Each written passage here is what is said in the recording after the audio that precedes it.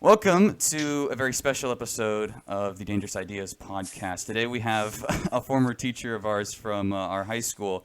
He, to us, represents probably a model conservative of definitely the 20th century and possibly and majorly of the early 21st century. Please welcome our own Mr. Mark Modarelli. Glad to be here, guys. Thanks. All right, so let's get it underway. So first, the very first thing I want to ask you on is, obviously the very first thing that anyone really wants to know about anyone anymore. So I want to know what you think about the state of the election and what your views on particularly Donald Trump, Hillary Clinton, and then maybe a little bit about each of the third-party candidates like Jill Stein, and what about Gary Johnson? And Gary Johnson. Can't forget about him. Come on now. Go ahead. Well, it's a funny thing. I was listening to somebody the other day talking about how you get the election you deserve.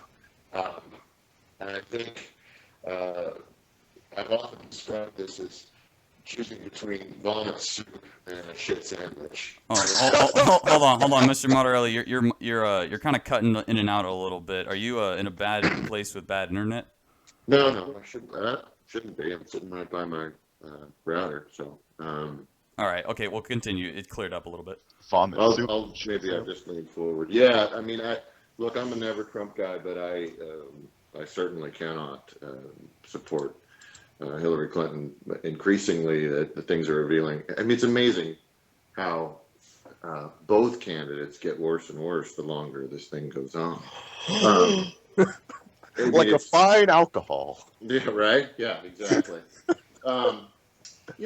Johnson, I actually felt Bill Weld is a better candidate than Johnson to lead that ticket. And when I watched their town hall a couple months back or a month back or whatever, the libertarians, they were sane. It was like, wow, here's at least someone who's talking in a manner that's sane. Whereas these debates, and there's one going on right now, is like, I call them, this is clown versus robot round 3, right? That would make a great movie. Don't you think? Right? Especially in this age of scary clowns, right? Oh, yeah. Oh, no, the clowns. So, I was tremendously delighted at the Brexit result in June. And because, you're right. You mentioned I'm conservative in the old school sense. That is to say, smaller government. I think that people making their own decisions at the lowest level possible is the best way to go, and that it's easier to destroy something beautiful than it is to create it. That's Roger Scruton's take on it. He's a tremendous conservative thinker. So, as far as how we got to where we're at, selfishness. Edmund Burke, often viewed as the founder of conservatism, he talked, and I agree with this, about how citizens in a society have a contract with the dead and the yet unborn. That's what conservatism is. That you move progress certainly, but you recognize and honor that contract and obligation to those who have gone before and those who follow after. And we're just in a state where we're increasingly self-centered without being self-examining. And I'd like to say, look, for me, there's always hope, but I keep telling my students now, you can imagine, I'm like, look, you guys, we're nominating these two people. The adults in the room are nominating these two people for president. So if you haven't figured out why getting educated is important, you better start. That's some pretty good motivation. The biggest argument against democracy is talk with your average voter.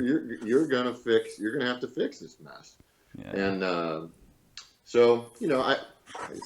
it's not the end of the republic, I don't think, but it's a wake-up call. I do. Okay, so one other follow-up question I want to ask that. So you did say that it's old school conservatism is about people making their own free choices, and that's very, very important. But what would you say is very different between the idea that people should be able to make their own choices throughout their life and something like anarcho-capitalism, which is just complete absence of all government. Oh no. And I mean, but I mean in a very No. serious way. Like there's the anarchists who believe Right. that, no government is needed. But then what's that important difference?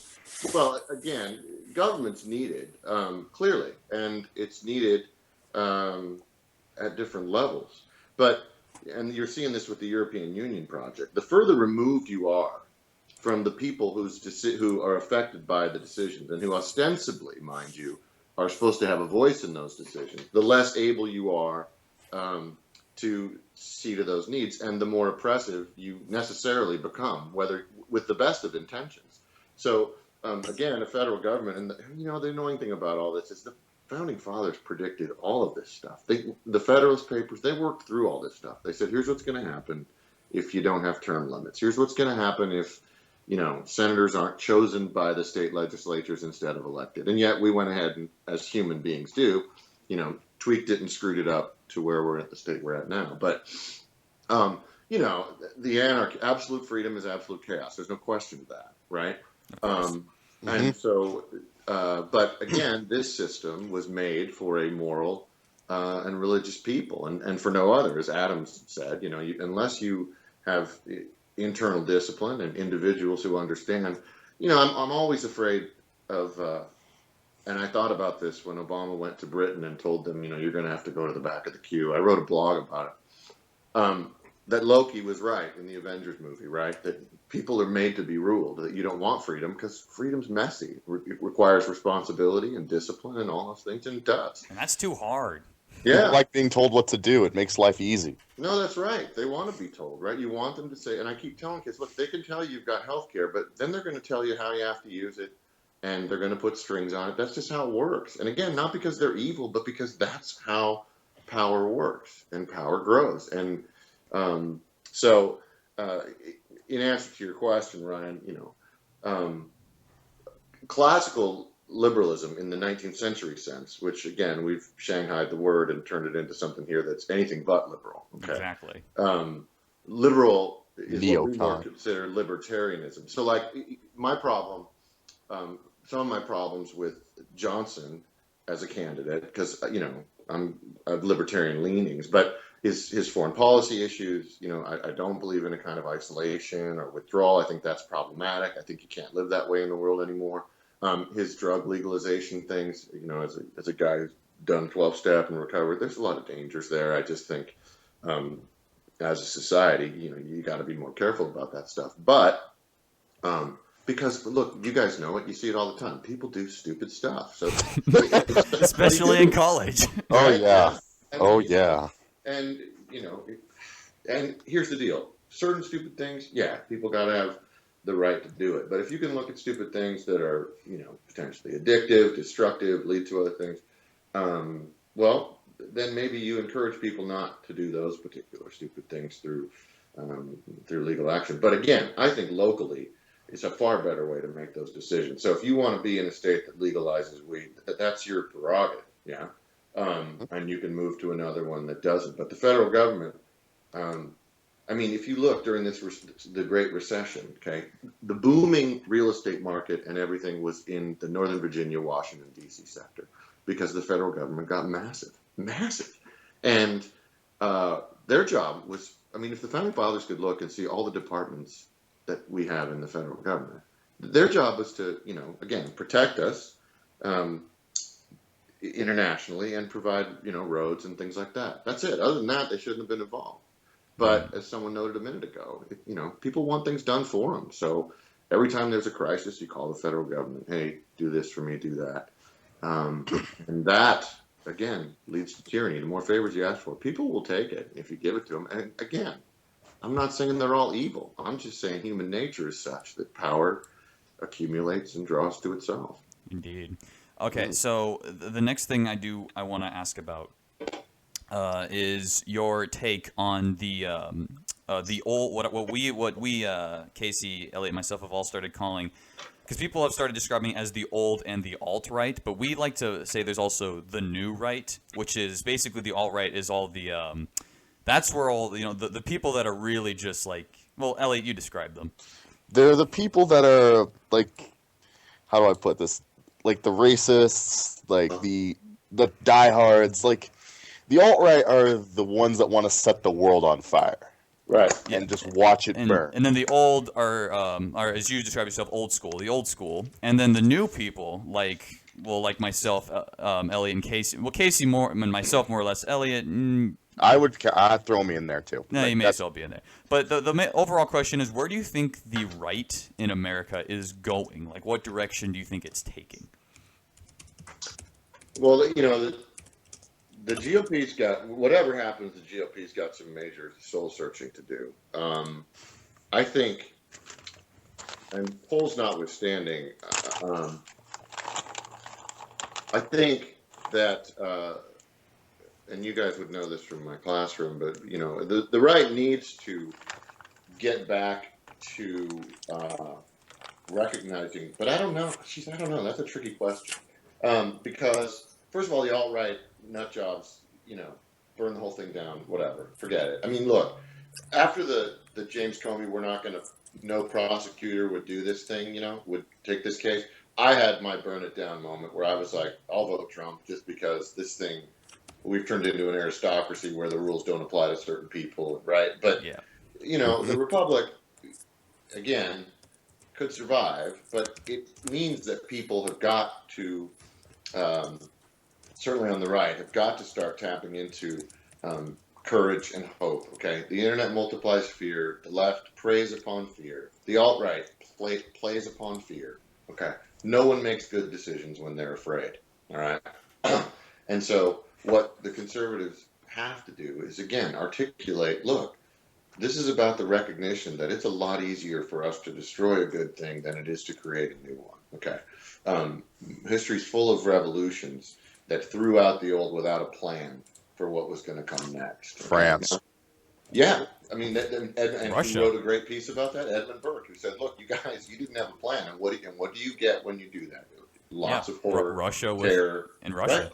Yep. Russian Revolution, Mao's Cultural Revolution, for God's sakes, right? I mean, that's always a problem. And so a recognition, I mean, the problem is that the conservative movement has allowed the left to paint it however they want. And so if you, for example, say, hey, we need to look at immigration because it's a problem, or we need to look at the fact that a large, not large proportionately, but that, the percentage of, say, Islam that is radicalized or that believes in Sharia law, even if they're not radicalized, is a significant problem. And we need to look at it and talk about it. You immediately get branded a racist. And so the Facebook memes and everything that circulate are so reductive and stupid. What was it? Who was Omar Mateen, the guy that shot up the Orlando nightclub? Oh yeah, that So guy.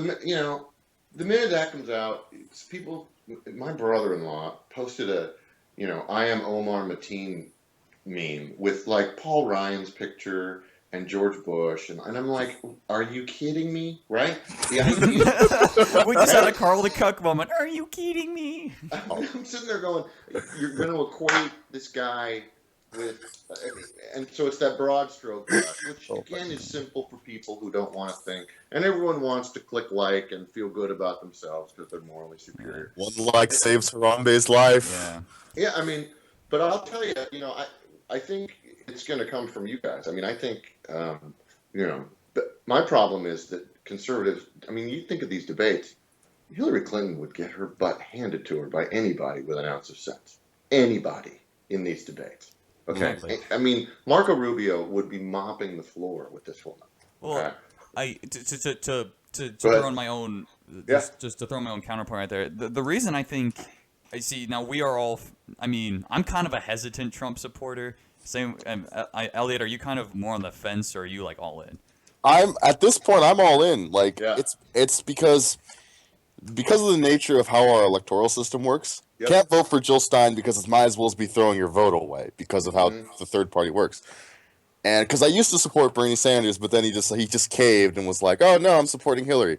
And I Yeah. oppose Hillary because of all these corruption charges Oh. that just keep coming to light, Yep. and the fact that.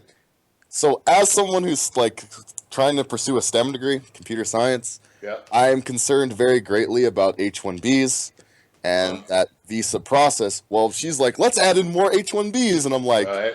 I like to have a job. Mhm. I would like to have a job. So I'm Sure. supporting Trump mostly for that issue. I could really care. Like, the whole wall thing is basically a meme that he kind of embraced, because it's like, Mhm. I think it dawned on him later it's not feasible, but it's like, he makes a good point though, that it's like Mhm. immigration needs to be reformed some way, Yeah. somehow.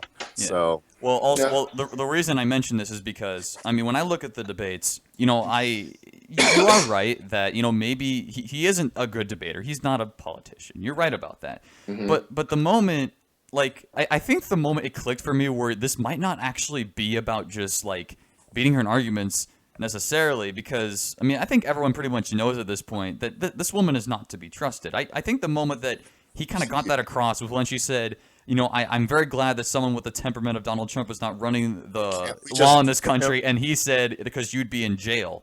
And everyone cheered. Yeah. basically, and I remember this little gem. Can't we just drone him? In the leaked emails, she's like, it Right. was, yeah, it's like the fact she had the audacity to suggest droning a foreign citizen in an Yep. allied country. Yep. I'm like, No. no. No. I mean, look, if you and I didn't pay much attention to politics when I was younger. I mean, I did when election seasons came up, but as I've been digging, and I've been doing this now for a couple of years, looking into her. I mean, this goes way back, and we have a saying in program: "You're only as sick as your secrets." Yeah. Hmm. This woman is sick. Okay, because there are secrets. I mean, here's the The weird thing. accidents. No, right? Look at it. His name was Seth Rich. I posted this. Ask yourself, how many people do you know, or even in your widest orbit of people you've met, have died under mysterious circumstances? Okay. Pretty much none. Maybe one, two. Okay. And then you add in the fact that, okay, well, she's in the public eye, so she meets a lot of people. Okay. But still, okay, and recognizing that in that whole body count thing, a bunch of those are probably nothing, but there's enough in there that you go, something's weird here, right? Yeah, I mean, I at the mean, very least, it's not conclusive, but you got to definitely look at it and go, right, Not conclusive, but it's suspicious. right, yeah. Um, and I don't know on the immigration thing, it's so weird. I mean, for years I've said, look, if you have water pouring into your house, yeah, okay, you need to clean up the water, but you first have to figure out where it's coming in and stop the flow so that you can get. And here's the other. I mean, look, I like water. It's life giving. It's good. Okay, but if I want to control how water flows into my house, does that make me hydrophobic? it's a good point. That's a Right? very good point. People say, "Oh, you're xenophobic if you don't." No, No not at all. racist! Yeah. Right? Yeah. I Oh, mean, so I hate water's to a cut you good off. thing. It's life giving. It's important. So is immigration. There's no question. But if I want to control the Rated. flow, it doesn't make me xenophobic. Yeah, it's like, why can't we do what Australia does, which says, okay, we need some doctors, we need some teachers, we need some Yep. electrical workers, we don't really need any plumbers, and then you just invite those people in. Right. Yeah. Okay, so moving on, I'm actually Okay. going to skip over a question real quick because this tied it. I just realized this question ties into what I had before. So where do you think the two major parties are going, and what will happen to them in the long run? Because I've had the personal feeling that I think both of them are going to change very radically in the next couple of years. Uh-huh. Either that or one of them is going to die, just straight Yeah. up go away. Yeah. Well, I think, and Elliot mentioned Bernie Sanders. That's a big betrayal. I mean, that guy. And I'll tell you what. You say what. I am not by any means. I mean, I'm a Friedrich Hayek guy, so socialism, and you know how I am. Compelled sharing is not sharing. It's stripped of its most important feature, Indeed. which is that it's voluntary. So, but Sanders, say what you want about him and his crazy ideas that you couldn't possibly pay for them all. There's no way. But he had when he was campaigning, he had conviction, he had passion. He believed. Yeah, no, I respected that. He was at I least thought, honest. Here was a guy who was, but so that and he misled a lot of people, but he was passionate. Good for him, right? At least he wasn't somebody who, Hillary Clinton. This is a staggering thing. They're going to put this woman in who you could show her video of her saying, I oppose gay marriage. I believe in traditional marriage. And then saying, I think marriage between two loving people. And then she'll tell you, I never changed my position.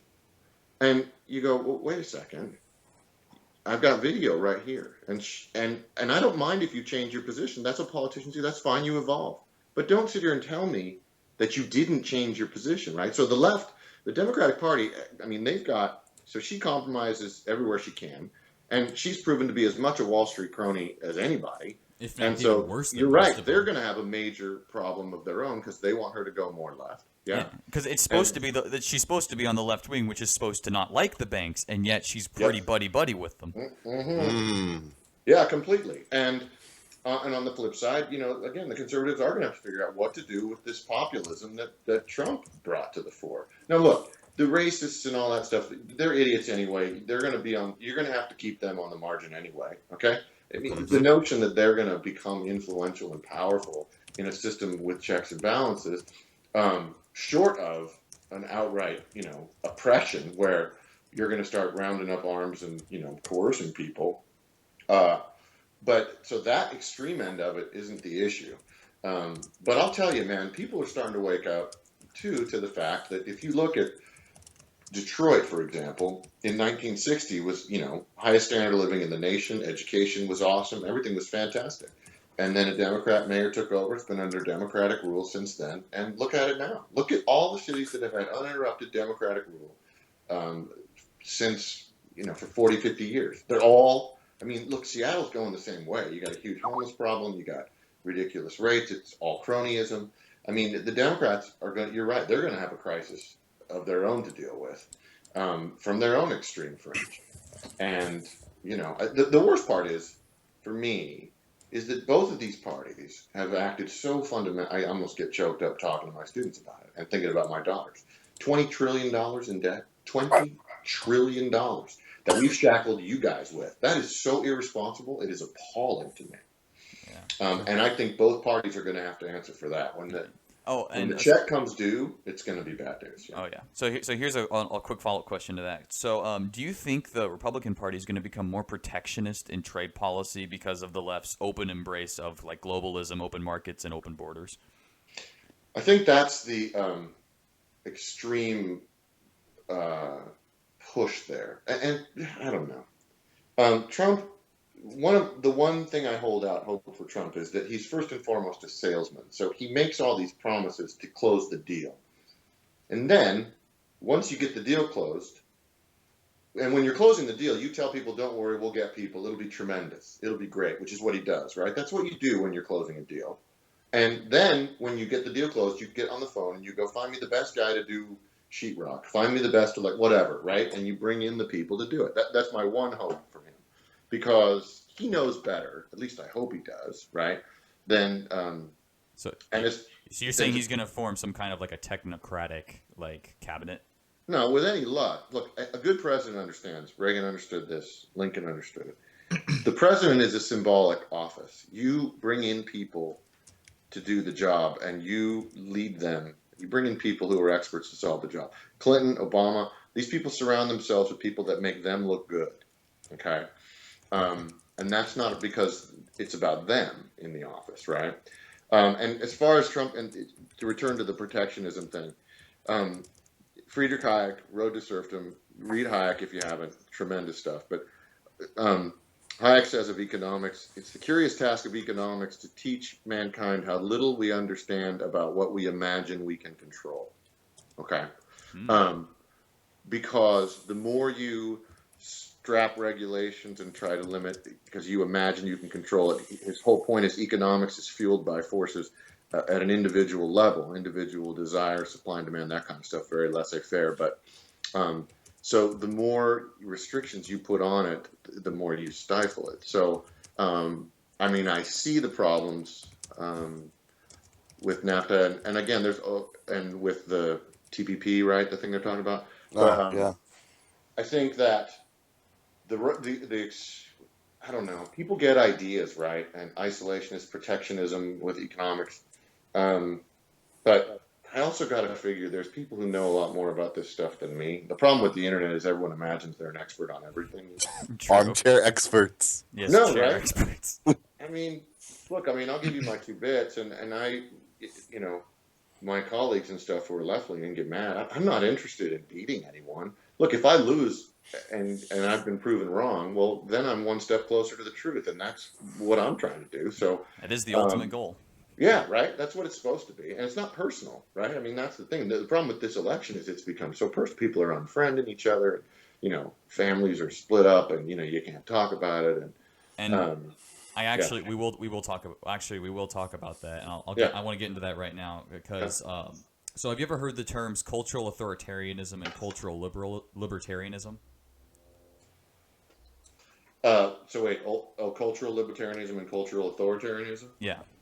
Uh, Have you ever heard of those terms? yeah, the cultural authoritarianism. I think I'm a little more familiar with, but I'm thinking more of cultural Marxism and the New Left and the Frankfurt School and stuff, and what's taking over. But go ahead and articulate. Because we're going to the colleges and the state of free speech. Yeah. Because as we know, because we live in this crazy place. It's as bad as I'm afraid it is, isn't it? Oh, it's well. Luckily, I mean here, WSU's not so bad, but and Central's not so bad either. But I mean, it's still there. It's there, and we know it's on there. it's on the fringes. But see, that's the thing about I can't speak for Central, but for at least for WSU, because it takes people from all over the state, it ends up being much less homogenized and much more grounded would probably be a good description. Well, also since it's Wazoo and it's not in the middle of a giant left-wing city, you're not gonna get. The communist city-state of Seattle. Exactly. Yeah, no, dude, we're a blue dot. That's what Wiley pointed out to me the other day. I said, "Well, I'm in a blue state. It doesn't matter." He goes, "No, we're in a blue dot." He's right. I mean, Tacoma, Seattle. I mean, yeah, it's crazy. It's so dumb because it's why I've often said, we need to kick King County out of power because they don't represent pretty much anyone but themselves. That's correct. Mm-hmm. Yeah. That's absolutely correct. They treat They treat it like it's a de facto capital of Washington. Which it shouldn't be. But my question mainly is, so like, what I mean by cultural authoritarian and libertarianism is like, and especially I really want to know about what you think about the state of free speech, because I think the main reason that I'm on Trump's side is because I am legitimately afraid of what will happen if you get Hillary Clinton in and she nominates like 2 or 3 judges for the Supreme Court. I am legitimately afraid of what's going to happen to the First Amendment because these people. I've heard the word bigot, racist, misogynist, homophobic, transphobic, all these phobias and ists and isms. Basket of deplorables. I've heard these words thrown around so much that I'm not even sure what they mean anymore. Right. So do you think my fears are justified or am I overreacting? No, I think your fears. You're not overreacting, but I don't know that your fears are justified, which sounds like political speak. I know, but let me try. 1984, boys. Let me try and explain what I mean. Look, Orwell pointed it out. Everything depends on language. The left understands this, and so they appropriate language, and it is a sign of someone who can't win an argument that they engage in ad hominem attacks or put things down. And I think your concern is justly founded because, again, this is a woman who, is so opposed to Citizens United because she's got skeletons in the closet. She doesn't want free speech. What has happened is language encoding has become a moral issue. So if you take a stand and say something, well, they've already decided that they're morally correct, and therefore they don't need to listen to you. I mean, I spoke at graduation. I don't know if you guys heard the video. I read the whole speech. It was actually really good. I loved it. Oh, thanks. But and in that I was like, look, man, John Milton, Areopagitica.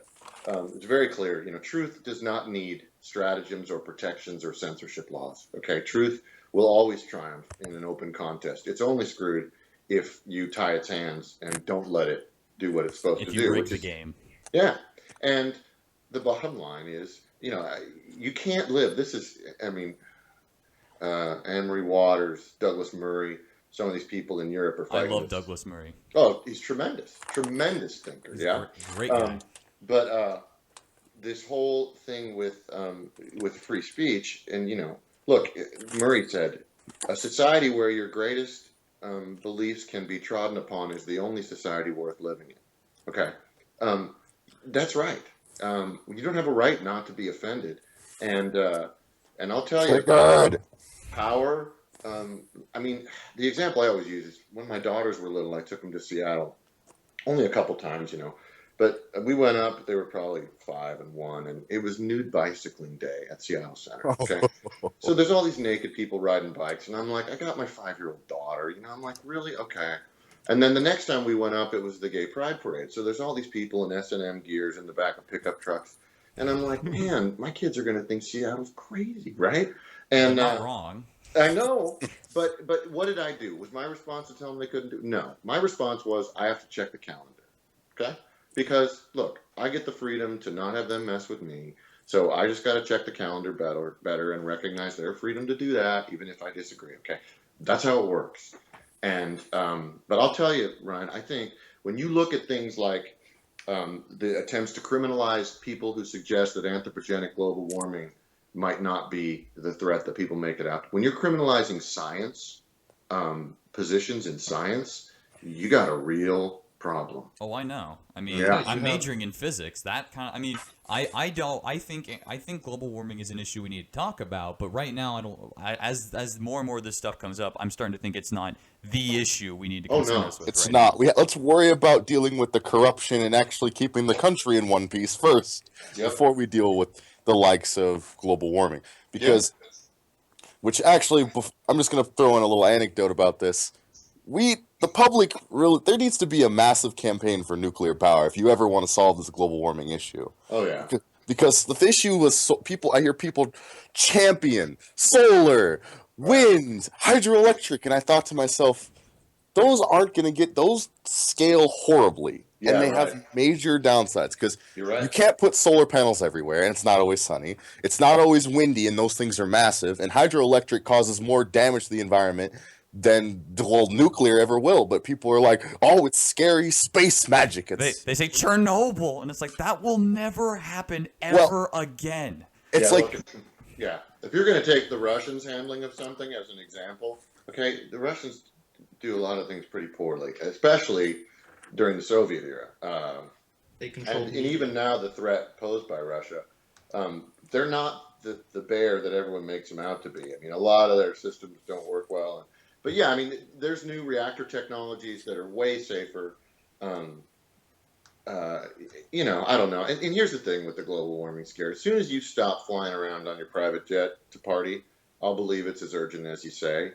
And responsible stewardship of the environment is a good idea because, again, as I mentioned earlier, it means you're less self-centered. You should just be responsible because it's the right thing to do, not because somebody scares you. And this is the big thing, scares you into, oh God, the polar bears are going to die, or it's what really gets me about this, right? Is it's a very self-centered thing without any regards to the future. Mm-hmm. Because someone's gonna have to deal with this, right? But the thought process is, hey, it's not me. It's a very self-centered ideology, and I'm like, well, then, you don't have to deal with the consequences now, but your children or your children's children will have to deal with that. Yeah. So this that's really, really good. But I want to back up just a second to the culture, very briefly, because I do want to ask you about the states of a lot of these social movements, because it's been my belief for a while now that any social movement that gets started, especially nowadays, usually has a legitimate grievance at the beginning. Like for instance, Black Lives Matter, when it first got started, we did need to talk about, the fact that crime proportionally affects the African American population disproportionately to the white. We need to talk about this. We need to figure out why and whatnot. But it's gotten to the point where I'm starting to think this is it's become the black KKK. It's getting to the point where these people are inspiring legitimate hate for just everyone that isn't African American. And Elliot, you know about this. I am of the the more I looked into it, the more I started to realize that it's actually a front. Yes, it is. It doesn't make what the things they're saying. They're paid to say that. I'm donning my tinfoil hat. Zionist propaganda, but I'm of the opinion that it is merely a distraction. It is a front to distract people from Clinton's bullshit. Because I believe there was emails. This may have been a couple months ago, Ryan. Correct me if I'm wrong. Didn't that tie some of Hillary's super PACs to Black Lives Matter funding? Yes. Yeah, it was all. It was all a distraction. And it was like, it's like, as I begin to realize, nothing is what it seems. Mm-hmm. Like, You know? Mr. Modarelli, are you a fan of Alex Jones? Alex is a bit on the extreme end for me. that's what I thought. Well, Yeah, I just asked because the thing is Alex Jones for many. Like, I mean, he is like my personal source of entertainment. I mean, I can't watch this guy without laughing. Yeah. But I like to eat. I like to eat. Well, if nothing else, what I like about Alex is he stirs the pot in ways. You know, like his confrontation with Cenk Uygur at The Young Turks. Yeah. Okay. Look, the Young Turks, present themselves as this thing, and Cenk Uygur, his whole thing is to just shout over people. I've never seen somebody a more Crowder's hilarious impersonation of Uygur is amazing. Crowder's a genius. Yeah, he's awesome. But on the Black Lives Matter thing, first of all, it was founded on a thing that, if you're going to try and take a police officer's gun, I think that's about, you've effectively forfeited your right to live.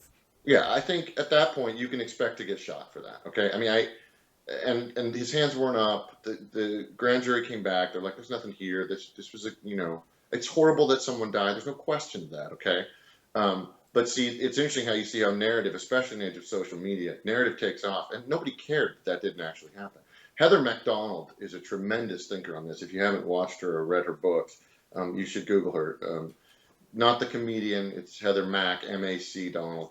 She's done a ton of studies on law enforcement and whatnot. And look, I know it's easier to, it's human nature to want to be part of a big story where there's a clear, as an English teacher, narratives and stuff like that. I'm on about this all the time. There's a clear, good versus them evil and thing. us. Yeah. So you can say, oh, this is happening because, of oppression or whatnot. But the statistics aren't there. Okay. But the idea that, there's police officers out there hunting, young African-American men. Okay. The statistics don't support that at all. But all of a sudden facts don't matter because the desire to be part of this big narrative, because that's easier than looking at the real serious issues, the deterioration of the family within the African-American community in the inner cities, brought on by policies which incentivize women not to have a man in their lives in order to get more money, or put the man in the in welfare system, or like right? Bill Clinton's crime bill that put all the black men in prison. And you're right, Ryan. We have to have conversations about these things, and we should be, okay? But if you can't start a conversation because you're told from the outset that your position is just because you're a white man. You're a fucking white male. Right, you have white privilege, so you can't understand. Well, yeah, what I try to talk does that give us? I have a brother-in-law that I tried to talk to about that one time, and I'll tell you. So, are you familiar with Milo Yiannopoulos? Oh yeah. Okay, so do you remember what happened to him at DePaul University? Well, so many things happened to him at universities, which... this was the one where he got rushed by Black Lives Matter on stage? Okay, so I'm talking to my brother-in-law. First of all, he has no idea who Milo is at all. So I explain who he is, and I know my brother-in-law isn't going to like who he is. My brother-in-law is he's a male feminist. That should tell you everything you need to know. So I'm telling him about this story. So here's what I tell him. I tell him, okay, he got rushed by Black Lives Matter on stage because they didn't like what he was saying. And they rushed him. They openly threatened him with violence. They ripped one of them ripped a microphone out of the student presenter's hand. That's basically assault. And all these things happened. And then the security stood by at the door and did nothing. And we later found out that was because the university told them, yeah, don't do anything if anything happens. Just stand. Just leave it. So, but I told my brother-in-law, okay, I was talking about this, and he told me that, that's a legitimate form of protest. And I was like, what? And he said, yeah, it's a legitimate form of protest. And I told him, okay, well, let's take one of your models, Anita Sarkeesian. Oh, boy. So, do you know who Anita Sarkeesian is? I don't think so. She's a male. Not male. she might be. She might be. But she is a feminist that critiques video games and basically tells people, this person is sexy, therefore she's it's misogynist video game thing, I do know who she is. All that crap is okay. But I told them, okay, imagine she's giving a talk about whatever she talks about to a crowd of say like a couple hundred people, whatever. Say she's doing this. These people have come to this event to hear her speak. They've paid to get in, just like Milo. Well, let's say some big fat, MRA jumps on the stage and just starts yelling. He rips the microphone out of her hands and all that stuff. Do you think they should throw him out? And he was like, yes. And I was like, what? The hypocrisy. In both cases, I think both of those people should be. Both cases, those protesters get thrown out. This is an event where people have paid to see this person. Yep. Let them hear what they want to say. That's right. No, look, that's because you have an ounce of common sense. Look, I mean, I hate, this is the shortage, and the worst part is that they don't even see it. I mean, you sit there and you go, you don't understand that that's an incredible double standard. How on earth do you make that argument? And they're like, well, it's different because no, it's not different. It's the same thing. I think it's because the funny part is the people who are calling us racists I think they might have a little problem with themselves because like Elliot, like we've said before, I mean, the left continues to treat black people like children. Mm-hmm. Yeah, they treat us like children and we can't make our own decisions. Yeah. And it's like, and I think the double standard literally comes from, they look at these people saying, oh, they're really fired up, they can't control themselves, and then they look at the white people and it's like, oh, he can control himself, he shouldn't be there, get him out.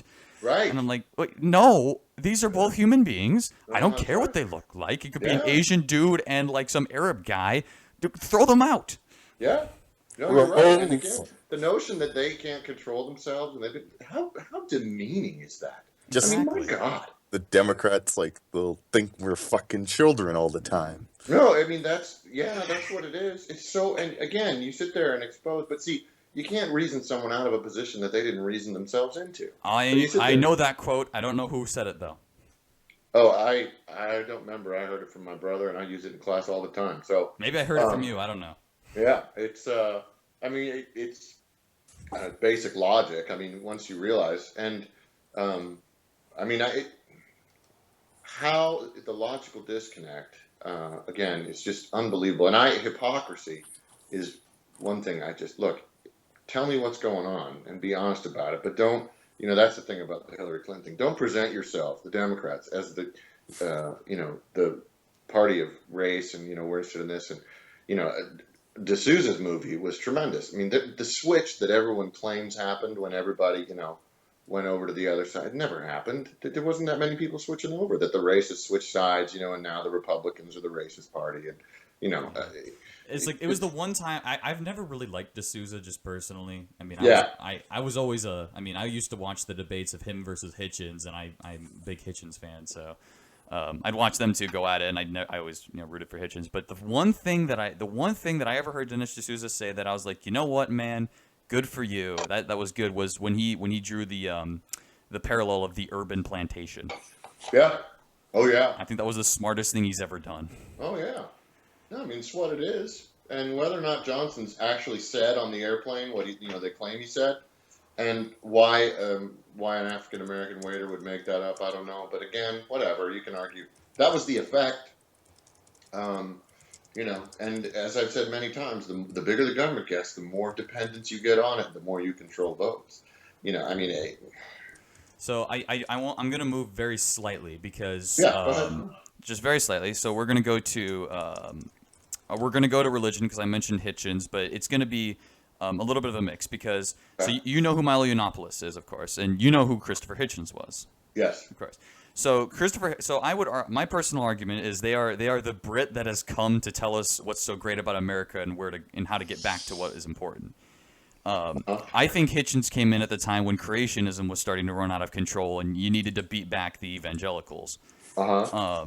And then I think Milo showed up to beat back the crazy left-wing people, whatever. But personally, as an atheist, I do wish Milo was not as emphatic on his Catholicism. But that's his right.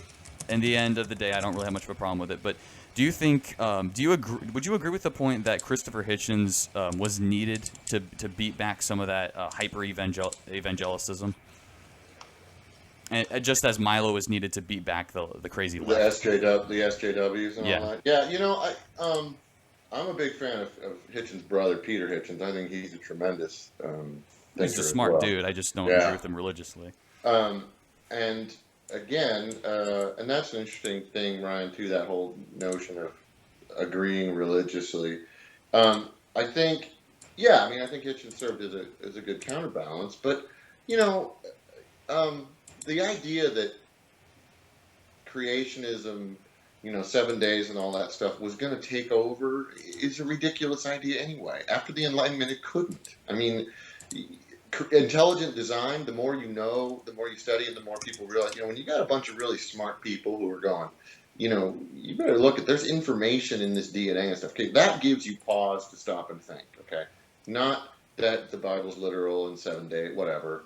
But I don't know. I mean, Hitchens was great again because he made the discussion. But as you know, I also have my problem with him because his argument that, was when asked if you die and there's a God, what would you ask him? He said, I would ask him why he took such pains to hide himself. Yeah. Yeah. I Well, don't know see, if that's I think that was just he quoted someone. I'm not sure if that was his personally, but I get it. well, yeah. And my thing with that is that if you're expecting God to show himself in ways that you expect or that you would want, well, then you're actually not even talking about God anymore. Yeah. Well, as Because we're I've talking always about something that acts the way a human being acts. And the one thing we know for sure is that God, if he is God, is not a human being. And since everything we know and understand is based on its difference from other things and its newness compared to other things, God, if he is God, has nothing to which to compare and therefore can't be known by any of the systems by which we know anything. But that's probably a topic for another show. Yeah. But just very, very, very briefly, I do I think we're gonna go with the religion thing a little bit more because I do want to talk very briefly about the difference between Christianity and Islam, because more often than not, like for instance, as you mentioned, like we talked about Cenk Uygur briefly. Did you ever see his interview with Sam Harris? Yeah, I did. I watched the follow-up on that too, yeah. Oh yeah, I kind of like Sam Harris more or less now. I'm kind of on the fence about him because I think he's a Hillary supporter, so of course I can't really like him for that. And it's just Right. I think he's trying too hard to be a left wing at this point. I think he really needs to come to the Look right at side. me! I'm liberal! Exactly. I think he's in the wrong. But in that interview, Sam was very clear about the differences between Christianity and Islam. Yet I do not get why people are trying to compare these two. Of like, look, they both got bad things about them, and all this stuff, and blah blah blah. And go ahead and what is the difference? Because we know the difference. But what is the difference? Tell us. Well, look, I'm not an Islamic scholar. I don't pretend to be one. But I'll tell you, he was also very good on that with Ben Affleck when he was on the Maher show. Yeah, it was the one time Maher ever did something that, I mean, nowadays it's the one thing he's actually been consistent on. Oh God! I mean, I'm not a Maher fan, but again, Harris was exposed to the ridiculousness of Affleck on all that issue. But on one basic level, Islam's what 700, 800 years younger than Christianity, is that right? Something like that, 600-700 years. More 600. Yeah, so if you look at where we were 600 years ago, we were killing each other. Christians were killing each other like crazy, right? Yeah. Well, and they also had real world power. They controlled governments and all that stuff. Yeah, right. So I mean, it was a very different situation. But look, and Murray is a big fan of mine on that. And Christianity. If somebody bombs an abortion clinic, any Christian goes, "That's absurd," right? No way. And recognizes, because we've evolved, the individual right to choose their particular faith and not to institutionalize it. At least in the West, it's supposed to be. The First Amendment, freedom of Yeah. religion. And if you look at these no-go areas, and there are no-go areas. Oh, I know the no-go areas in France, the no-go Yeah. areas in Germany, No, and England's the got Sharia judges. Yeah. the Sharia courts in Britain.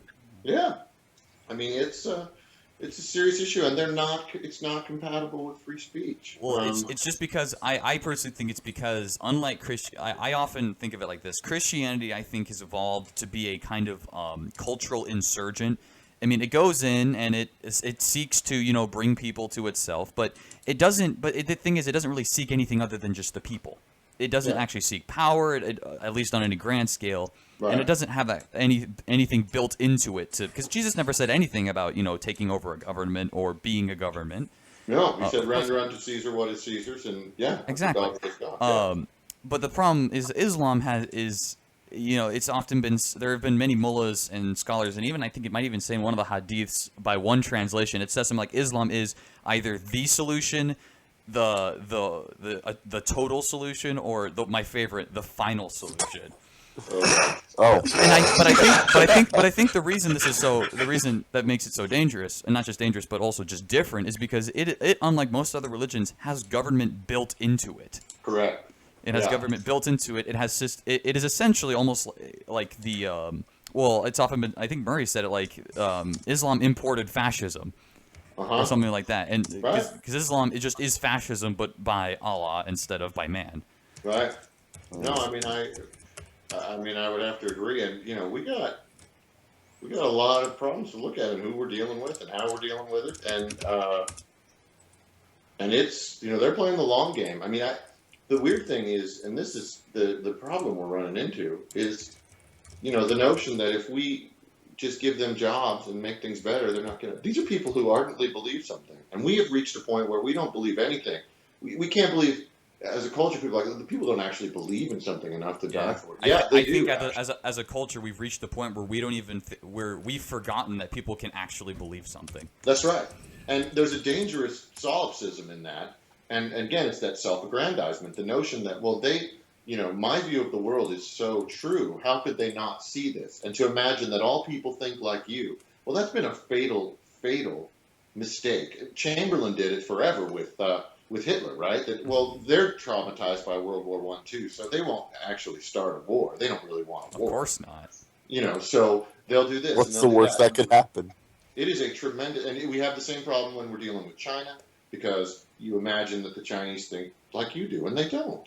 They just don't. The biggest concern for the Chinese is keeping Chinese throughout history, for example, anyway, has been keeping the Chinese populace from rebelling, because look at how there's so many people, how many violent revolutions they've had. So if they have to stoke nationalist pride, if the economy goes in the tank and they have to stoke nationalist pride by building islands in the South China Sea, that's what they'll do in order to keep people feeling good about being Chinese, right? Exactly. But not because they're looking to make war, or so this inability for us to imagine, hey, you better look. These people tell you why they're killing you, okay?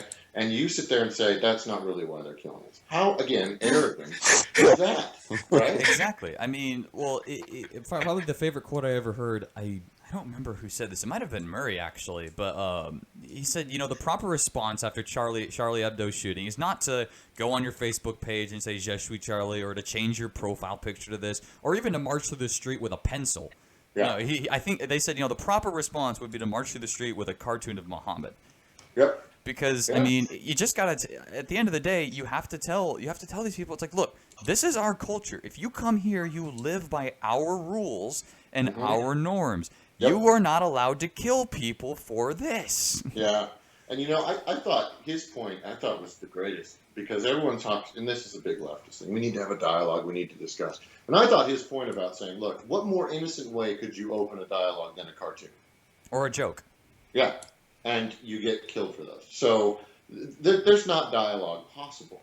Yeah. At that stage, you can't have a dialogue. No, I mean, look, we ran into it on 9/11, and I remember realizing this at the time.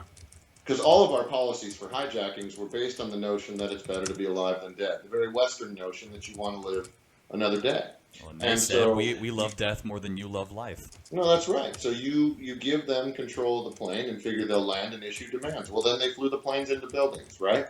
And so all of a sudden you realize, if at that most basic level, the value of life, which is the most basic level, if you are on totally different planets at that most basic level, then dialogue is not possible. Yeah. It's just not.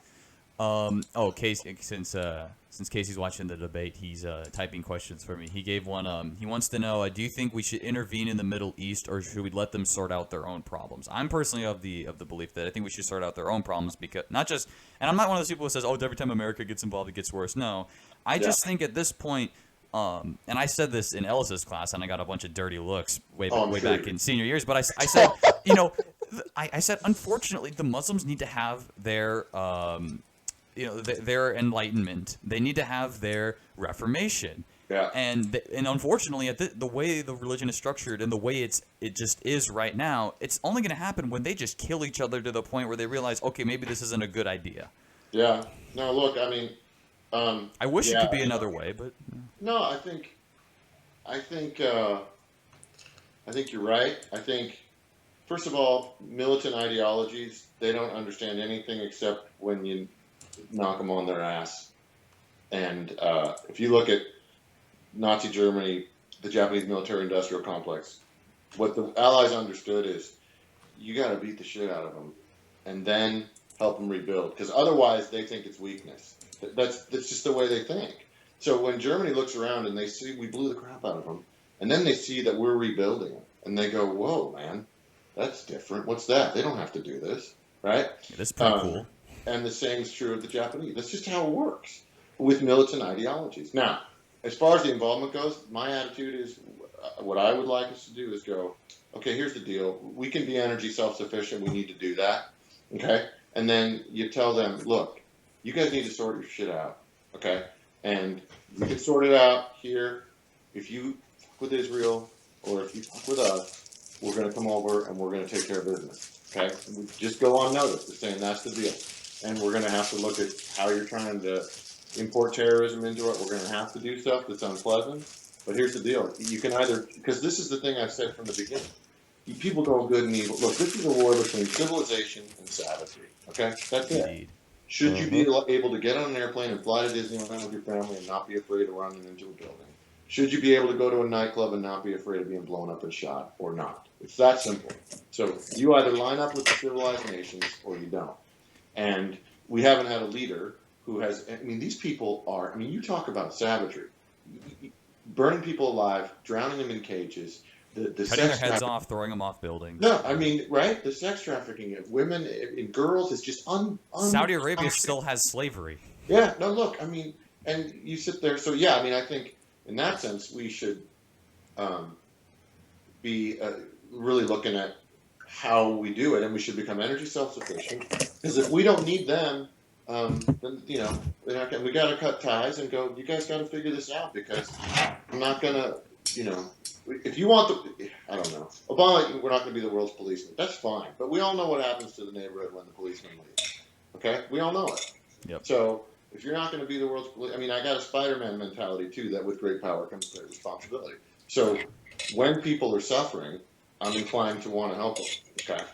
I don't deny that. It's a very good thing. I mean, no, it is. It's what makes us better. I mean, well, I mean, even people have often asked. I've had a couple questions. You know, because, I think you might agree that it's a lot.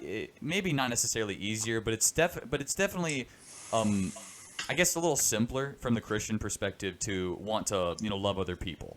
Yeah. I mean, it's a very simple leap. For me as a non-believer, I had to figure this out myself. I had to figure it out. But my view, I mean, I have a lot of different ways of saying this, but the most basic one I could come up with was I said, well, it is in your interest to help other people. Correct. Exactly. At the most basic level, which is, the one thing all humans understand is, selfishness. But I said, it might not necessarily be selfishness, but at the very end, at least it is in my self-interest to help other people so that, because if they live, we could maybe work together to make all our lives better. Yeah. And stuff like that. But see, and that's where, though, Ryan, that's where the interesting thing, and I've said this many times, because one could make the argument, and people have, Bernard Mandeville, among others, that such an act is ultimately a selfish act, right? Which is why sacrifice, when you're talking about going to war for somebody, okay, your willingness to undergo and why Christ sacrificed, and the divine, the miracle that is for Christianity, right, is the idea that the divine would sacrifice himself. Because that's the willingness to undergo annihilation of self for the benefit of another, right? Yeah. So, and that's tough because you, at that point, you don't know, like you can say, well, you're going to get something in the afterlife, but you don't know it. You just believe it. Yeah. If you get a good reputation for it, you're not going to be around to enjoy it, right? So Indeed. There is no benefit for you in that. And so when I look at, police officers who sacrifice their lives to try and, one guy who almost lost his life, had 2 kids, tried to pulled a bum off a bridge and almost fell off himself, saving the guy as he was jumping. And people asked him, well, why did you do that? And he said, I don't know. I just knew I couldn't live with myself if I didn't. Now, That bum had nothing. Okay, he could have gone. He wasn't going to help anybody. It wasn't right. But this guy had this impulse to do that. Or soldiers who run out right in front of people, in front of bullets, or do things, or jump on grenades and stuff like yeah, that. I mean, inexplicably, for people who aren't genetically related to them, who, yeah, they're in the unit, and that's what holds a unit together, is protecting your buddy. That's I think that creates a problem. That, to me, is the spark divine in us, but again, an issue maybe for another discussion. Well, yeah, but to tie it all back, that's the key difference between just the idea of Islam and all other ideologies. It's just because at the end of the day, I mean, we help other people because it's the idea is we might not necessarily know what's coming after, but we have the impulse to help people. Well, I would honestly kind of believe them when they say, I think that they know, or at least they believe that they know that they got something after this, and it's going to be great. Yeah, no, that's right. But we don't believe them when they say it because we don't believe. So. Yeah, no, I mean, I think when Maher was praising the bombers, right? Well, if you really think you're getting 72 virgins and eternal bliss, hey man, sign me up. Good Lord. I mean, if that's what you really think it is. Yeah, let me see that brochure. Let's. Right, I mean, let me see this. Where's Billy Mays when you need him? Exactly. I mean, it's a crazy thing, and I can't remember who it was who said this, but you mentioned them needing their reformation. But see, people are like, oh, we need a Muslim Martin Luther. Okay, no, we don't. They've got plenty of people creating sects. What they need is a pope. They need a unifying. Even if you look, I mean, the Pope and the Catholic Church during all the strife was this centerpiece against which these people could set themselves, and then they could go after one another as they did Anabaptists and Protestants and Anglicans and everybody feuding with each other. But at the center of this piece, they had something against which they were all defining themselves. Okay? Yeah, at least they had a standard. No, that's right. Yeah, and there's none such. And they need a caliph. Yeah, and so I don't know. I mean but to not have the stomach to call it what it is, to recognize it. I mean, look. Here's the other thing about this Hillary Clinton thing that Trump should be pushing, and that is this refugee crisis. She made that. She and Obama made that crisis. Oh yeah, policies which destabilize the Middle East. Well, I mean, I also find it very interesting, and I pointed this out on our podcast maybe once before, or maybe it was in passing conversation. But isn't it kind of funny how they want to help these people so much, and yet these people, when they come in, they're going to need welfare, they're going to need the government's help, and they're going to vote Democrat because it's in their best interest. Right. So isn't it kind of funny how things work out?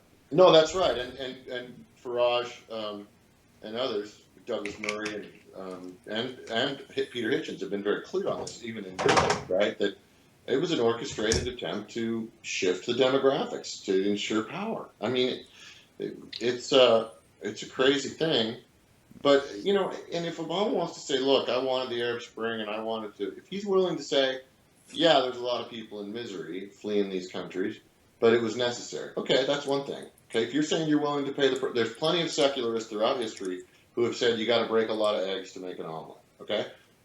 But own it, instead of acting like you didn't have anything to do with it. You didn't get a status of forces agreement in Iraq. So, yeah, you didn't create ISIS, but you sure created the opportunity for it to thrive. And a lot of people gave their lives to try and get something there. You can sit there and go, well, that was Bush's fault for going in. Okay, but it doesn't matter. You inherited it. So then you decide what you do with it. Yeah. And the worst part is, too, the problem with these things is that those countries will never change because everybody who has the strength and the desire to change it for the sake of their family and their kids' futures is going to flee. So you're going to have nobody there who's going to make those things better. So in your effort to help people, and this is the real dangerous thing, and it's true of the left all over the place, and St. Ignatius is very clear on this, we don't need to figure out if we're doing the right thing when we're choosing between good and bad, okay? We need to choose between two things that both look good. So, for example, and I've told you guys, I could give A's to all my students, and my life would be easier, and I'd feel good because they'd all go, okay, great. And I wouldn't have long parent-teacher conferences and all that stuff, and the kids would be happy, and they'd put things on the refrigerator. And great job, right? Look what little Timmy did. It would be absolutely wonderful. Right, but that doesn't help anybody, right? So I have to do the uncomfortable thing, which is be the bad guy, push things, right, and give them something more than that. I mean, Garrett Hardin, Limits of Altruism, he talked about this. If people see on TV, the starving kid, this is Jimmy, or this is Manuel, and he does, he gets dirty water. You've seen those commercials, right? Where the guy will narrate, he only gets dirty water, send some money. That's all good. Yeah. It's a good impulse, charitable impulse. But we pump money and stuff into an environment where, say, there's a famine, and so you stabilize the famine. And what do people do when they don't have crisis anymore? They start having sex. So then they have more kids. Now what you've got is an increased population in an area that was never meant to support that many people anyway. So you're destined to have another crisis that you have to feed. Yeah. So in your desire to feel good about yourself for the charitable work that you've done, you've actually made things worse. Yeah, it's also kind of the problem with eradicating some of those diseases in Africa. And I mean, I'm glad we did. Mm-hmm. I'm glad we got rid of them, but I mean, it's like I don't want to sound like ageist or anything like that, but right. Like the flu is nature's way of killing old people. So, I mean, it's just how it works. Because nature has ways of ensuring that the natural state of misery is kept. Because every time, you know a lot about history. Every time there's a time of of plenty and of abundance and wealth, it's almost immediately followed by a time of huge famine and misery and war and genocide and stuff like that. Nature has a way of taking care. That's the whole global warming thing. Is unless you think you're outside of nature. How do you think you can? Do you think nature? If we're selected against, by nature, guess what? That's a losing proposition. Yep. Okay. I am gonna switch topics just very briefly. Yep. This is gonna be the last. This is gonna be kind of the last question. I think we'll go for maybe 5-10 more minutes, and then we'll cut it off. But I want to know what your thought is on this. On a lot of the basically the globalist and the agenda and just globalism in general and just the current state of economics in the world, because it seems more and more that I looked at the European Union and a lot of things they've been doing, and I'm like, you guys are trying to create the United States of Europe, and it's just not going to happen. And then you look, but then of course you have things like Brexit, which show maybe these people actually do really care about their own their states, and there's something there. Yeah. But once again, it's the British condition to say "fuck you, Europe." Exactly. Look, man, that was John, and I wrote it in my blog. That was John Hampton, and it was the spirit of the American Revolution. I mean, geez, when Pitt stood up in Parliament when the American colonies were revolting, and he said to them, "I'm applauding them for doing this. What are you guys thinking, right? They're doing what every Englishman has done since the beginning of time. Why we're here now? They're standing up." The project was, here's the great irony of the European Union. The idea was to shackle the Germans. Yeah, the French didn't want to they were broken by the First World War, and then obviously the Second, and more French forces, interesting note, more French military forces actually fought on behalf of the Axis than the Allies in the Second World War, which most people don't know, but that's why there's been no Frenchman who's written history of the Second World War. Because it'd be a little strange. Yeah, it would be a little strange. But the idea was to shackle the Germans, right? So the Germans wouldn't be in charge. Well, how'd that work out for you? Who's in charge now? The Germans. Why? Because they work harder. They just have a different ethos, yeah? And the idea that a fisherman in Greece was going to be willing to pay the price for a miner in Norway, okay, and be able to understand why he had to make this sacrifice for that guy, it was ridiculous and absurd. And it's not surprising, you're absolutely right, Ryan, that, with Brexit, you're seeing the rise of all these ultranationalist parties. Well, the nation state is not a dead thing. I mentioned earlier, we only know things by differences, right? So, yeah. If you tell everyone they're the same, and I'm working on a book on this, but if you tell everyone they're the same, you create insanity, because that means, until an alien species, we talked about it in sci-fi, right? Until an alien species comes down and gives us a different other against which to define ourselves, right? It's going to be pretty hard to be unified. Right, we can't, because we need to know. So, you tell that Greek fisherman that he's the same as a Norwegian. No, I'm not. What are you talking about? I'm an inheritor of an entirely different culture with different, ostensibly some similar Christian values in the influence of the church on Europe, etc., some similar democratic values, most of those coming from the Anglosphere. But other than that, they're not the same. And to suggest that they could be, and when you see people pissed because there's no money, and that's the other thing that we're headed to. At some point, the money runs out, and those people in Greece, and you're going to see it in other places too. It'll be interesting, actually, how many referendums come up. This French election will be interesting because they started the whole thing. And the talk about forming a European military, first of all, the Brits would never go for it. I'd be surprised if the German military goes for it because they don't want to carry the French. And they don't. No one likes the French. No one likes the man. French. What is it? Schwarzkopf said, going to war without the French is like going deer hunting without your accordion. You could totally do it. No, right? I mean, the French Foreign Legion is the only outstanding unit there, and it's made made up of people who aren't French. Right. It's made up of, well, foreigners, right? So, but the globalization project will fail precisely for that reason, and because again, you're attempting to control economic factors, and again, I cannot stress enough, Friedrich Hayek is genius on this. Because in the Austrian School of Economics, von Mises and Hayek, they were very clear that, look, man, you can't control. And in fact, the road to serfdom, he argues that the more you try to control the economy, since economy is based on values, what you choose to spend your money on, and what you choose to spend your money on is based on your morality and the things that you value. So once the state starts interfering in pricing and setting things up, and the state, as it gets bigger and bigger and encroaches more and more, you inevitably start dictating values to people because you're dictating prices. And that's why he says, no matter what, socialism leads to tyranny, not because bad people, these people have good intentions, but what happens is eventually you have to start instituting policies that some people who are decent and have a conscience will go, I'm not comfortable with that. So what do? They'll find someone who is comfortable with that. He's very clear on that with the National Socialists. Is why do bad people go into power? Because things have to be done that people who are decent people don't want to do. And so the people who end up being promoted and taking those positions in these ever-increasing globalized, massive economic projects end up being the ones in charge. And that's why those systems go south. I mean, I'd liken capitalism to democracy at that point. I mean, it's the worst system except for all the others. Yeah, absolutely. And again, Casey, hold on. Casey, you had a question? You're fine right now. Keep going. Oh, okay, sorry. But I think probably the main reason I think that what the European Union is trying to do with I've just deferred to calling it the United States of Europe.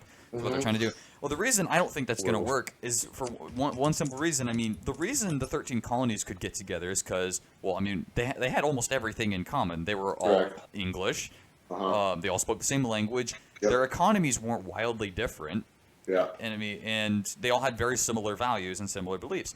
And it just meshed. And also, even across all America, states aren't. I mean, we do have very different economies, but we all are Americans. We know this to be true.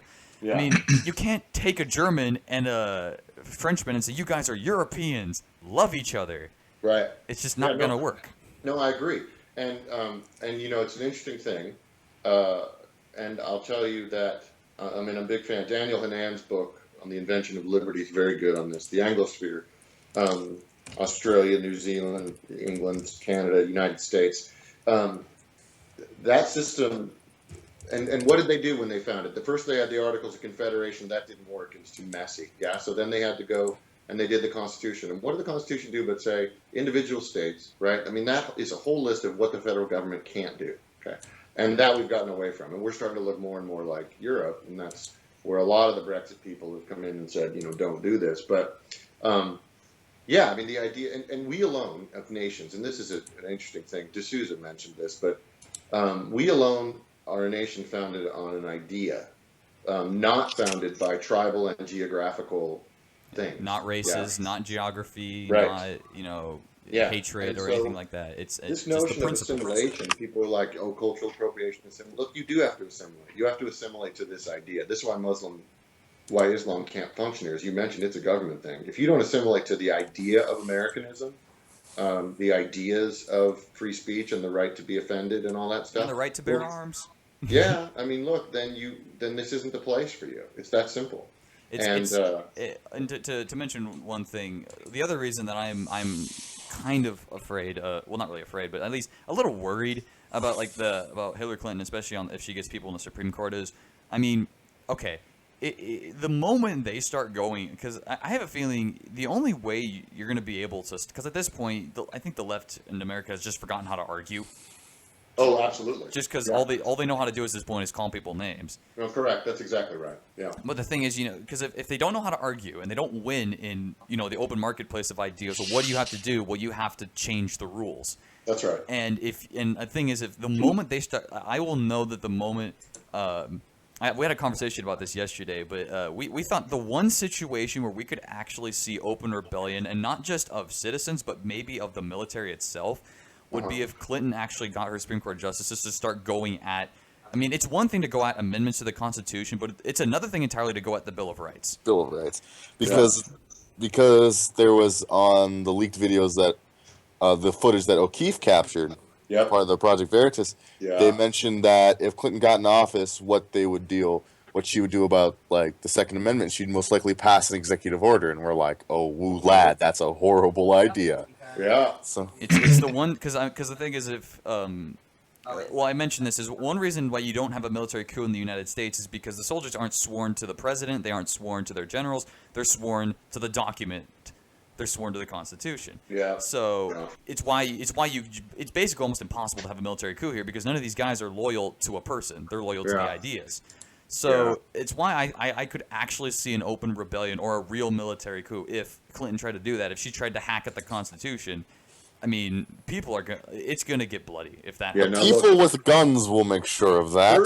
Her disdain for people in uniform is well documented. And there's a guy, and I can't remember his name, and he's a humanitarian. He's done a tremendous number of good things. And he did a piece. This was alarming to me, and again, I'm not a conspiracy guy, but this guy, I went and checked his credentials, and he's got a very good history of doing great humanitarian work. And I think he was on Alex Jones, which probably hurt him, but. Well, what would I mean? Anyone gets hurt by just associating themselves with him, but but he said that a general of his acquaintance, a high-ranking military officer of his acquaintance, had said that there was a number of litmus tests for officers about whether or not they would fire on American citizens if ordered. Okay, and that people who weren't willing to do that were being sort of shunted aside. Okay, now that's alarming. And also, another Bill Whittle did a great piece on this guy, who was asked. He was an officer, and his superior said, "Hey, you need to document all of your subordinates who have private firearms." And he said, "I'm not going to do that, sir." And he said, "Well, that's an order." And he said, "Well, I'm not going to obey that order." And he was summarily disciplined and dismissed. So, and, this sensitivity training in the military, I've worked in I work in bureaucracy. So the little stuff can nickel and dime you to death. And the concern that, people who have legitimate, concerns can be drummed out and pushed out by just the nickel and diming, now you got the transgender thing in the military and, just. Ooh, lad. I mean, you're sitting there going, these guys have a job to do. And why are you meddling in it? When, again, it's clear that left has a distaste for the military, and has for a long time. And to go off on a tangent slightly, there's, Casey and I, do you remember James Taylor? Yeah. Okay, the three of us actually took a trip to Canada a little while back, and we were. God! It was a 12-hour drive where we were going. Good time. So we had a lot of really interesting conversations, but on the way back, we had a really interesting one where I think it was the moment that I realized I'm no longer left wing anymore, or at least not very. When because I remember when I first took the political compass test, I was. I remember. I was as far left as you could go, and now I took it, and now I'm a moderate Republican. I'm a social democratic patriot. It's weird. But the point is, what I'm getting at is we had this conversation going back where we were talking about transgenderism, and I am personally, I take a very scientific approach to it, which is I say, okay, look, there may be actually conditions that allow this thing to happen, to be born, where maybe there is such a thing as the female brain, maybe there is such a thing as male brain. After all, the sexes are not blank slates; they are two different things. Okay. So it was just this idea of I want hard studies, I want scientific proof, and maybe we should study if there's something that maybe that is natural or nurture, or has something to do with nurture that, creates, homosexuality. But the thing I hate the most is when people say, well, you can't talk about that. And I'm like, why? Because apparently it's bigotry. Well, here's my thing on that. And if you want science on it, Ryan, it's pretty interesting. I think it was Harvard that in the 70s, they did a thing where they said, okay, well, let's do it. Let's do hormonal therapy. Let's do surgical change. Let's, do all this stuff. Johns Hopkins was the one. That's right. They did the most recent stuff where they just stopped doing the No, they surgery. did because they said it doesn't work. I mean, the suicide rate jumps. Yeah. People regretted it. People, they realized that this is a mental thing. This is a difficulty. No, it's like you aren't going to treat someone who has paranoid delusions. You're not going to say, oh, they're real. Right. Yeah. And we're unwilling to say that because we think it's going to hurt their feelings. But this goes to the deeper problem of the Frankfurt School and the question of everything being relative, and a lot of the post-structuralists. Because if you can change the definition, and Salmon Chase was an attorney who said that the court cannot say that black is white and white is black. It's not the function of the Supreme Court to tell us that things aren't what they are. And now you have things going, a woman is a man or a man is a woman. And that indifference, again, creates insanity. I mean, you sit there and you go, you may believe that you're a woman, but I don't have to engage in your belief that you're a woman, or by the other way around, okay? And allow you to go into the locker room with my daughters or whatever. And the predatory thing not aside, again, there's concerns about that, but that's not the issue. The issue is, look, man, if we can't call this thing what it is, if truth is going to be completely subjective, well, then we're destined for pandemonium. It's insanity. It's that same indifference again. Yep. It's kind of why I still remember the science fiction class. I remember almost every day because and science fiction to this day is still my favorite type of literature. Like, not to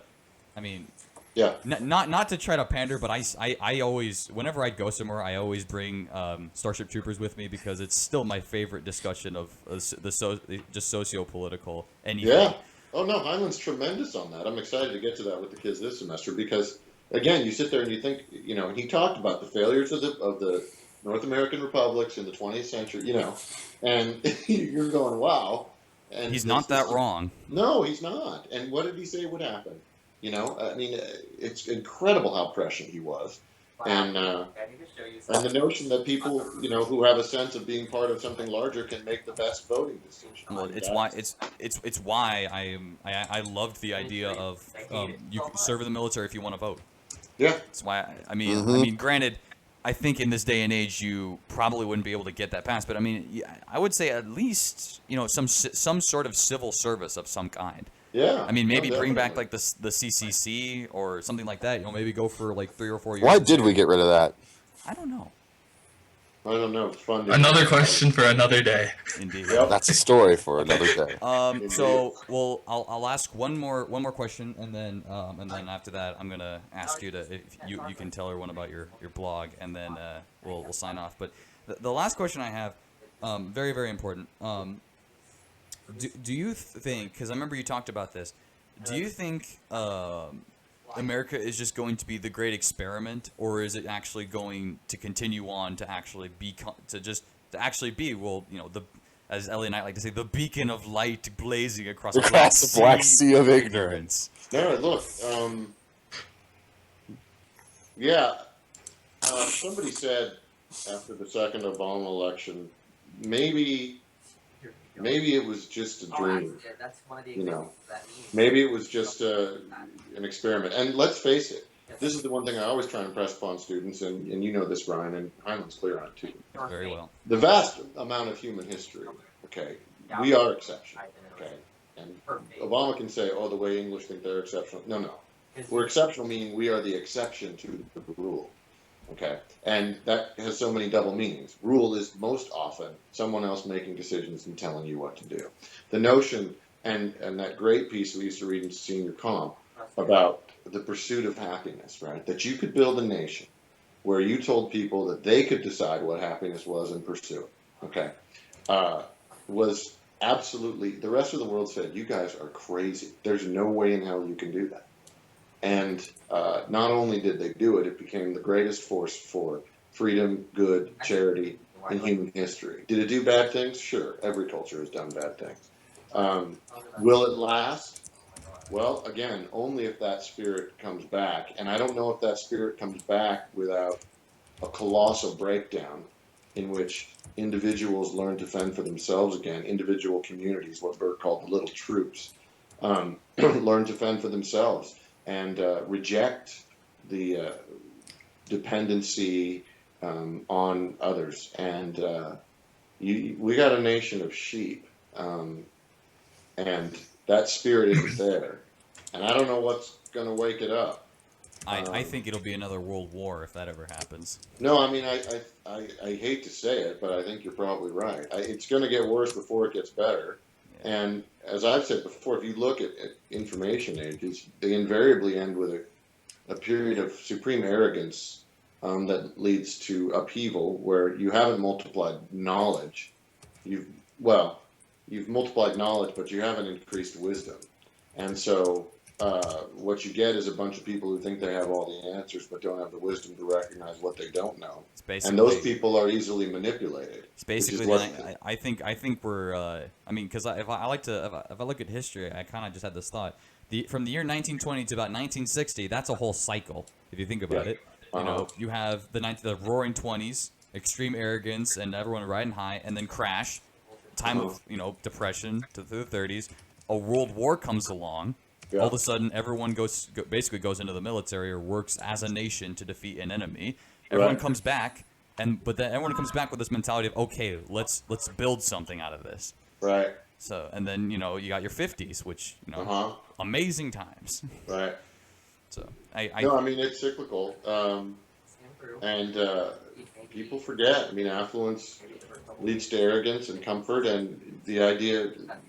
People are going to be jolted out of their complacency. I mean, this election, and it'll be interesting to see, because what I want to stress to people now is you better not be a jerk in victory, whichever side wins. You better recognize that. And I'll tell you what, man, I know the polls are showing Hillary, but I got a feeling that Brexit thing, there's a lot of people out there, and as Elliot noted too, I mean, the clear corruption of this woman. There's a spirit in America, as there is in England, that just says F you. And when they've had enough. And I don't know. I mean, the urban elites and the media elites might be in for a shock. I don't know. But what has to happen is a restoration of checks and balances at some point. Because when you see Elijah Cummings and Democrats, either party shelling for the executive, when Obama's doing all these orders that overreach, and the people in his party aren't doing their job as members of the legislative branch. Okay, which is to say, dude, I don't care if you're my party, you can't do that because the law is more important.